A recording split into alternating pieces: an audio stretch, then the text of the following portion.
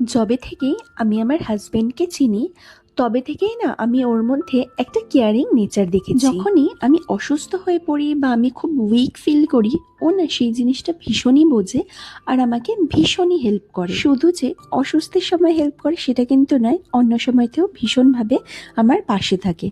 মানে আমরা কিন্তু দুজনে একটা টিমের মতো কাজ করি। আমি যদি রান্না করি তাহলে ওর ঘরের সমস্ত ক্লিন করা, ঝাড়ু পোছা করা ও করে। আবার যখন ও রান্না করে তখন আমি বাকি কাজগুলো করি। আর এখন তো মা চলে আসায় আরো অনেক কাজের হেল্প হয়ে গেছে, যেমন সবজি কাটাকুটি করে দেওয়া বা পুজো দিয়ে দেওয়া, এইসব কাজ কিন্তু এখন মাই করে। আর আজকে তো লাঞ্চে হয়েছিল ভাতের সাথে শাক ভাজা, বেগুন ভাজা আর একটু চিকেন কষা। যেহেতু আজকে ছুটির দিন সেহেতু আজকে একটু ভাত ঘুম দিয়ে বিকেলবেলা উঠে একটু চা নিয়ে আমি বারান্দায় বসে পড়েছি, একটু একাকিত্ব টাইমটা কাটাবো বলে। ভিডিওটা যদি তোমাদের ভালো লেগে থাকে তাহলে লাইক কমেন্ট করে চ্যানেলটাকে সাবস্ক্রাইব করতে কিন্তু একদমই ভুলবেন না।